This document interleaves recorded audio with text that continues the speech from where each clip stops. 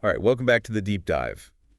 I really look forward to these sessions, and today we're diving into something you specifically requested. Oh, great. Rest days. Nice. Yeah, you sent over your notes in a really interesting article called The Importance of Rest Days in Fitness, and it's clear that staying in shape is important to you, so let's see what we can uncover today. Awesome. I think we've all been there, right? You need a break, but you also kind of feel guilty about taking one. Yeah, for sure. Well, today we're going to debunk some myths and explore the science behind why rest is so crucial for fitness. I'm excited.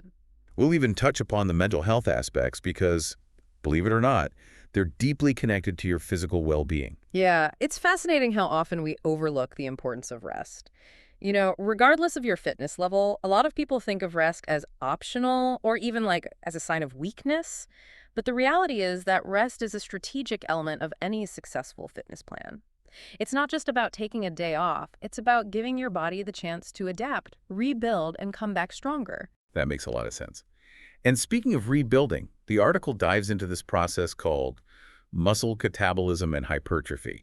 And to be honest, those words sounded a little intimidating to me at first, Right. but it's actually a pretty simple concept. When you work out, your muscles break down, and then they rebuild stronger during those periods of rest. Exactly. So to maximize muscle growth, think of rest as equally important as your workouts. It's like baking a cake. You need the right ingredients and the right amount of time for it to rise and become delicious. If you keep checking on it and poking at it before it's ready, it will fall apart. Right.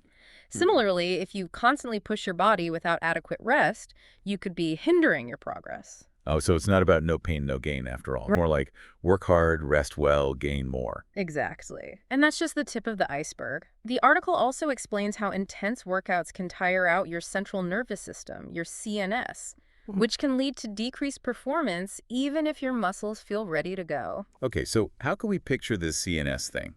Is it like overworking a muscle? Think of your CNS as your body's control center. Okay. It manages everything from muscle contractions to your reflexes and even your thought processes.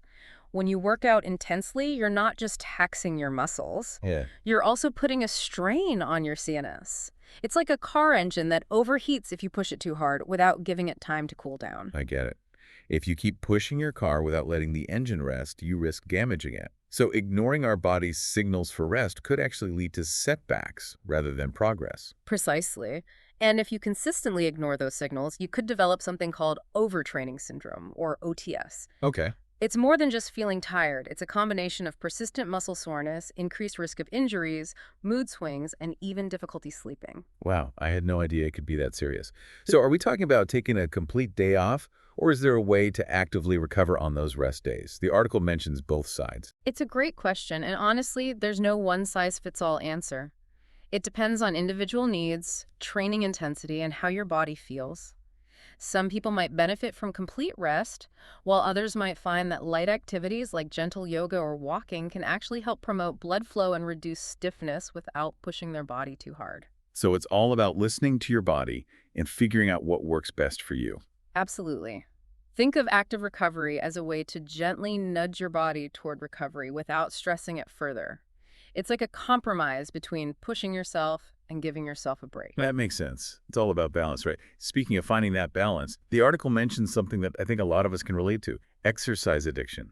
It talks about how skipping rest days can sometimes be a sign of an unhealthy relationship with fitness. Yeah, that's a crucial point.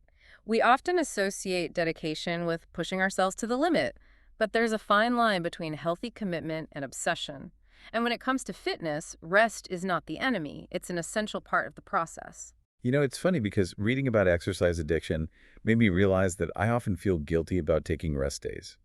It's like I'm programmed to believe that more is always better. It's a common misconception. We're constantly bombarded with messages about pushing harder, going faster, and never giving up. Right.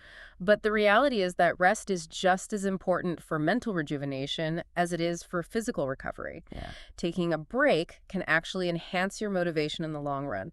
So instead of viewing rest as lost time, we should see it as an investment in our overall well-being. Exactly. And that's what makes the concept of rest so fascinating. It goes beyond just the physical aspects. It's about recognizing the interconnectedness of our minds and bodies and how crucial it is to prioritize both for long-term success. This is already making me rethink my whole approach to fitness. It's not just about how hard you work out, it's about how well you rest and recover, too. Precisely. It's about working smarter, not just harder. And that brings up another interesting point from the article. The example of professional athletes. Hmm. They're at the top of their game, and they prioritize rest and recovery just as much as they prioritize their training. That's a great point.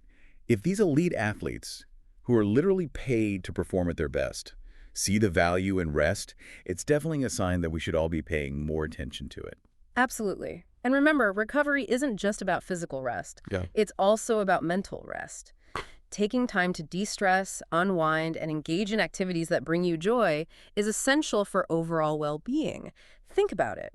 When you're feeling mentally refreshed, you're more likely to be motivated and engaged in your workouts. So true. It's all connected. And it's not just about lounging around either. The article mentioned active recovery, like gentle yoga or walking, as a way to promote blood flow and reduce stiffness without pushing your body too hard. Exactly.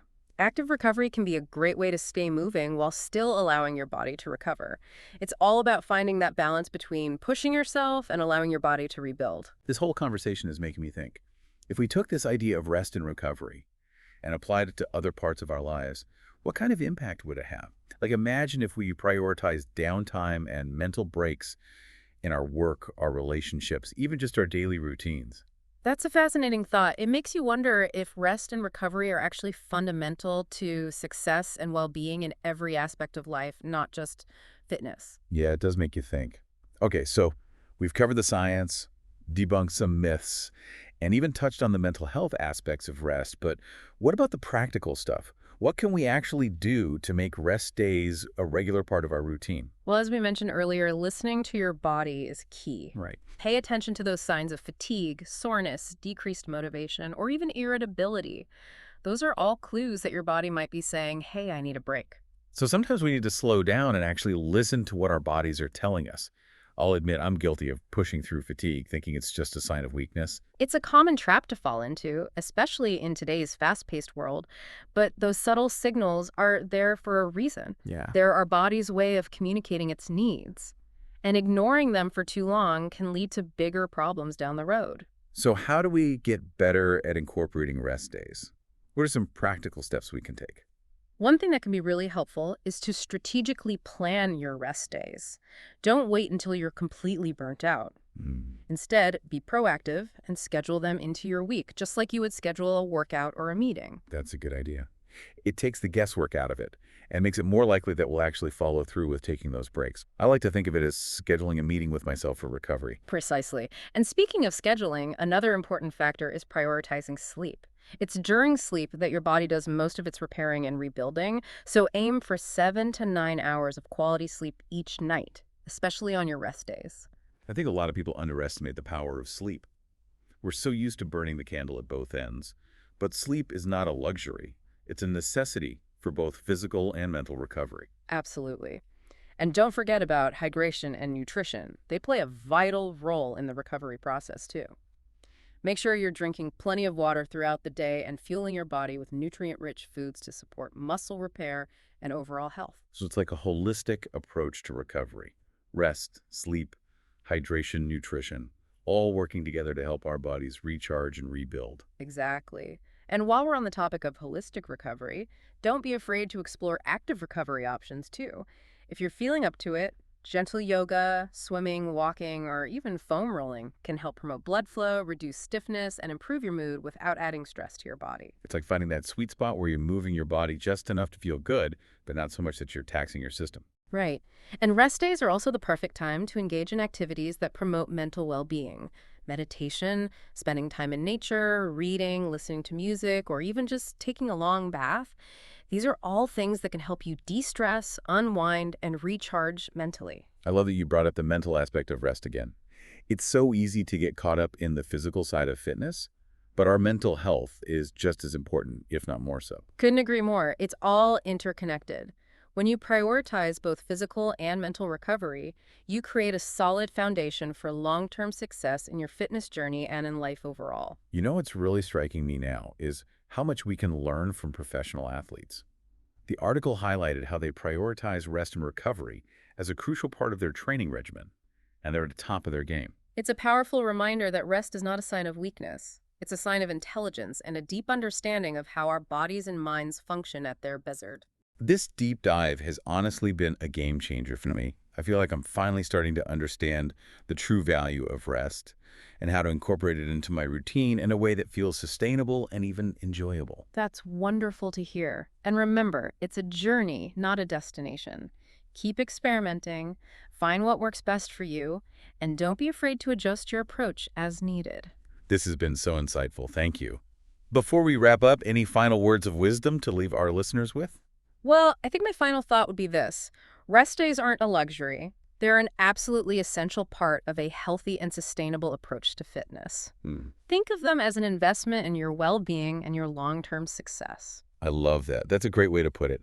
I think this deep dive has been incredibly valuable for anyone who's ever, felt guilty or unsure about taking rest days. It's so easy to get caught up in that, go, go, go mentality. But we've learned that rest isn't a sign of weakness. It's actually a sign of smart training and self-care. Exactly. And here's something to consider as you move forward. We talked about how professional athletes make rest and recovery a top priority. Right. If those at the peak of their performance see rest as a key ingredient to their success, what can you learn from their approach and apply to your own fitness routine? That's a really interesting question to think about. It reminds us that we can all benefit from incorporating the strategies of top performers. And rest is definitely one of those secret weapons. So thank you so much for joining us on this deep dive into the world of rest and recovery. My pleasure. We hope you've gained some new insights and feel empowered to make rest a non-negotiable part of your fitness journey. Remember, sometimes the most productive thing you can do is take a break.